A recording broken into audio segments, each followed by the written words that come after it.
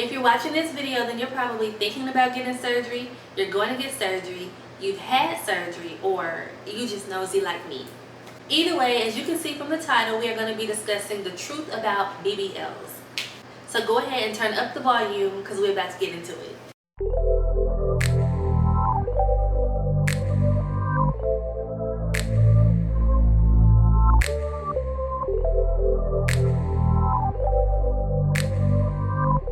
This is a very popular topic, so if you are already familiar with some of these things, then cool. But if you're not, we're here to talk about it. BBL stands for Brazilian butt lift, which is a surgical procedure that is taken from other areas of the body to put into the butt. Usually like the stomach, the abdomen, legs, arms, areas like that, and then it is injected into the butt or into the buttocks. Studies have shown that BBLs have the highest mortality rate. And I know you're probably thinking like, well, there's a risk that comes with any surgery you get, which is true, but why does BBL have the highest mortality rate? Studies have shown that about 1 in 3,000 people die from a BBL. And statistics show that about 60,000 BBL procedures are done in a year in America alone. The mortality rate is so high for BBLs because the fat can transfer through the bloodstream to the heart and lungs, causing a pulmonary embolism. And when the fat is injected incorrectly, this is what happens. Board-certified doctors say that the fat should be injected into the subcutaneous level of the layer of the skin, which will be right above the muscle, and that it is not to be injected below the muscle. So it is important that if you are going to get a BBL, your doctor is board-certified or double board certified, which means that your doctor has completed not 1 but 2 specialized training. And also go with your intuition and get a feel for who's going to be working on you, who's going to be doing a surgery on you. Go with your gut feeling, get to know more about them if you can, research them, dig deep. Something else that can be an issue when getting a BBL is if the doctor injects too much fat into the butt, which may or may not look good at the moment. But has anybody thought what a BBL may look like once you get older? Well, that skin starts to loosen and those muscles start to stretch. Now y'all, this is where it gets kind of interesting. So, untrained surgeons, or what I like to call back alley or shade tree surgeons, have been known to use crazy glue and even cement as butt injections. And they even use crazy glue and cotton balls to close up the incisions. When I found this out, I was flabbergasted.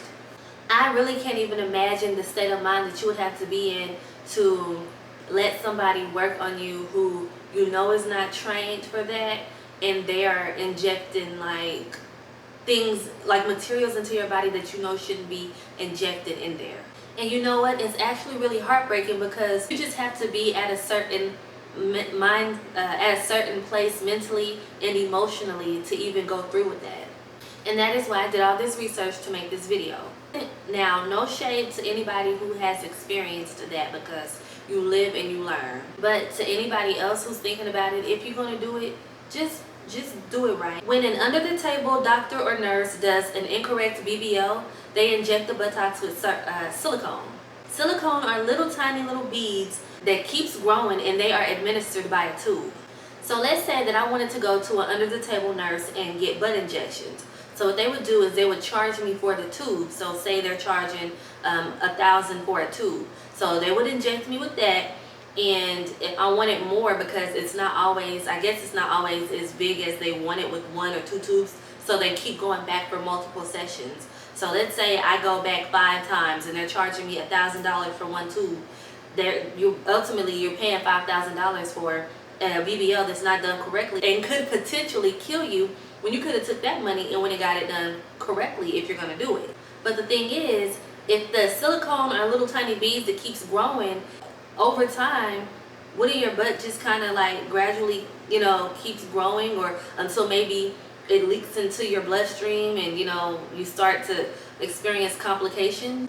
Just imagine if you have all these people that are wanting to go and get butt injections, and you're like, well, hey, I can inject you with this, it's $1,000 a tube or $800 a tube or whatever, and you're already knowing it's not going to be enough for them, so they're going to keep coming back. So let's say if you get somebody to come back, 6 times, that's $6 grand right there off of one person. Imagine how many people do this. Imagine how many people are actually going to get these procedures done. Statistics say 60,000, but let's be real. It could be more than that. You know what I'm saying? Like, it could be more, especially when you're talking about things that are done under the table. So the difference between the medical grade silicone and the under the table or basement grade silicone is that the medical grade silicone is encapsulated. So that means if it bursts or anything like that, it won't spill into your blood thing. It'll just, like Jello, it'll just stay together, which makes it safer than, the medical grade. So here are a few pictures of people who surgeries were botched or, they experienced complications, and yeah. So as you can see right here, this BBL looks really botched. It looks too big for her figure. It's also lopsided, so I'm not sure if she has like an implant or if she has a fat transfer. But yeah, obviously you can see that this is not, it doesn't look like it's done correctly. And this doctor, he's just basically giving his opinion on it. This is a model with a 60-inch butt and will have to have it amputated if she wants to fix it after her illegal injections went wrong.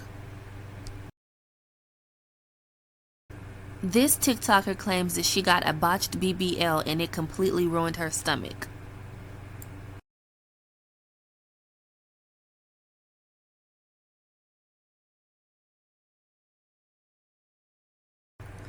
This mom nearly died while getting her BBL and had to be resuscitated.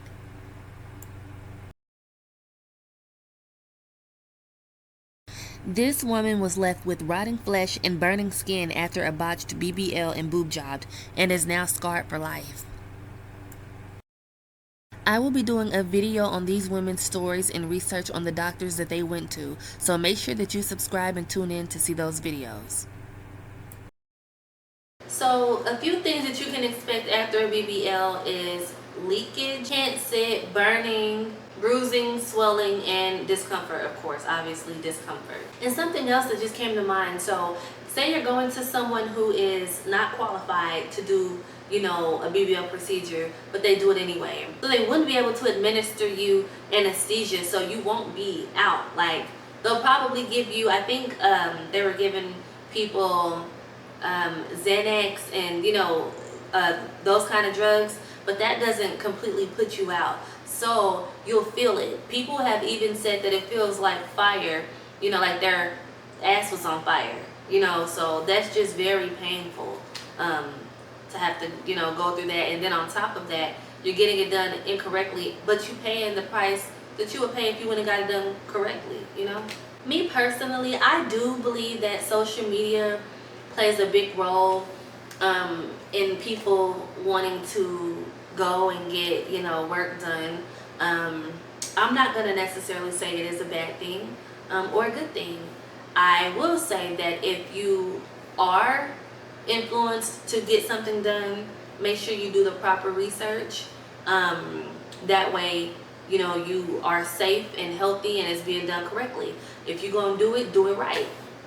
But also make sure that it's something that you really, really want to get done yourself, and not something that you're just being influenced to do because it's trending. Because what happens is trends change. So you might get something done and in the next few years it might not be trending no more.